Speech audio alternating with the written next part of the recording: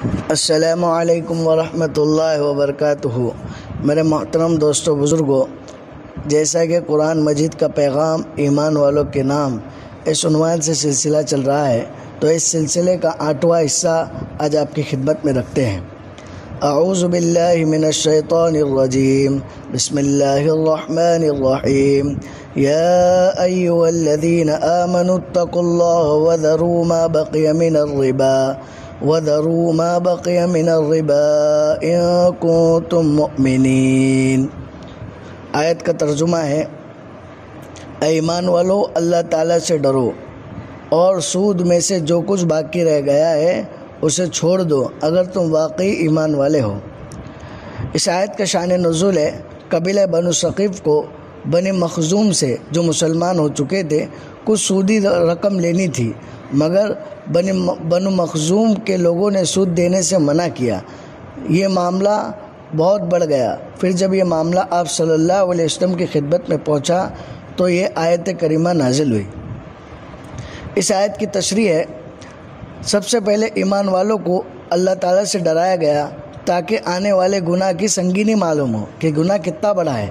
اس آیت کریمہ میں نئے مسلم کا ذکر ہے کہ اگر کفر کی حالت میں سود پر قرضے دیتے تھے اور بہت سا سود وصول کر چکے ہو اور اب بھی وصول کرنا چاہتے ہو تو ان کو حکم فرمایا کہ ابھی جو سود لینا باقی ہے اس کو چھوڑ دو، اور اگر پہلے سے مسلمان تھا اور اس نے سود لیا ہے، اگر سے سود دینے والے نے خوشی سے دیا ہے تو اس کا واپس کر دینا واجب ہے۔ اگر دیا نہ ہو کہ کس کس سے لیا ہے، اگر یاد نہ ہو کہ کس کس سے لیا ہے تو جتنا مال سود کا وصول کیا ہے اس کا صدقہ کر دینا واجب ہے، البتہ اپنا مال وصول کرنے کا حق ہے۔ سود اور کاروبار میں فرق۔ بعض لوگ یہ کہتے ہیں کہ سود اور کاروبار میں کیا فرق ہے، کاروبار کرنے میں بھی زیادہ مال ملتا ہے اور سود کے لین دین میں بھی، لہٰذا سود کا لینا صحیح ہوا، اور بعض تو اس کو نفع کے نام سے کھا جاتے ہیں، یوں کہتے ہیں کہ یہ ہمارے پیسے کا نفع ہے، حالانکہ نام بدلنے سے حقیقت نہیں بدلتی اور حرام چیز حلال نہیں ہو جاتی، اور ان دونوں میں فرق یہ ہے کہ کاروبار میں نفع نقصان میں شریک ہو جاتا ہے، اور سود میں یہ ہوتا ہے کہ جتنا قرض دیا وہ تو پورا وصول کر لیا جاتا ہے اور اس کے سوا الگ سے بھی زائد رقم لی جاتی ہے۔ فقہا نے لکھا ہے کہ ہر وہ قرض جو ذرا سا بھی زائد کچھ لے آوے وہ سود ہے۔ سود برا کیوں ہے؟ نمبر 1، کسی مجبور کی مجبوری کا غلط فائدہ اٹھانا۔ نمبر 2، تجارت ٹھپ ہو کر رہ جائے گی اور آدمی گھر بیٹھ کر کھانے کا عادی ہو جائے گا۔ ان دو علامتوں کی بنیاد پر سود حرام ہے۔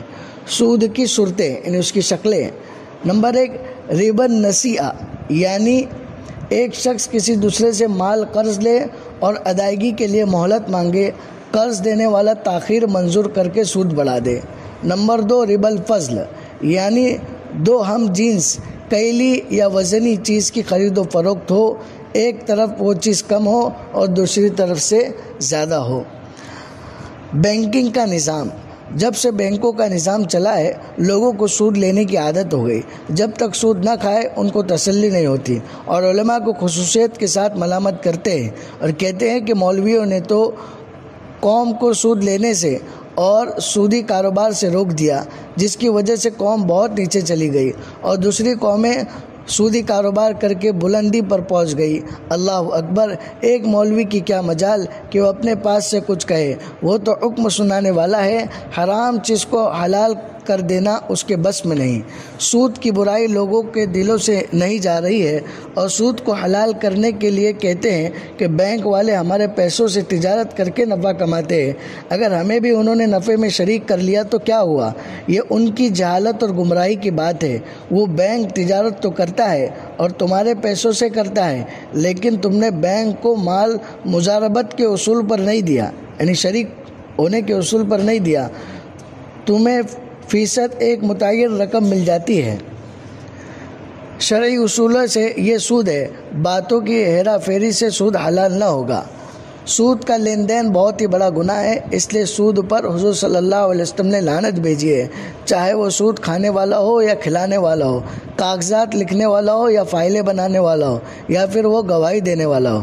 لہٰذا بینکوں میں جو رقم رکھتے ہیں اور ان پر سود لیتے ہیں یہ سخت حرام ہے۔ اگرچہ اس کا نام نفع رکھ لے تو توبہ کرے اور وہاں سے اپنا اصلی مال لے لے۔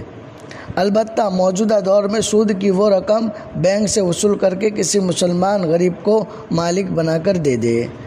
اس آیت سے ہمیں کیا سبق حاصل ہوتا ہے؟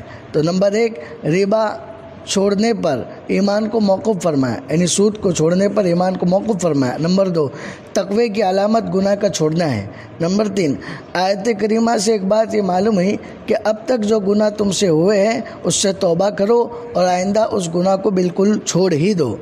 نمبر 4، جب کوئی ایسا قانون بنایا جائے جس پر عمل کرنے میں لوگوں کو دشواری ہو تو اس حکم کو نافذ کرنے سے پہلے مخاطب کو ذہنی طور پر تیار کیا جائے، جیسے یہاں اللہ تعالیٰ کے ڈر سے ذہن بنایا گیا۔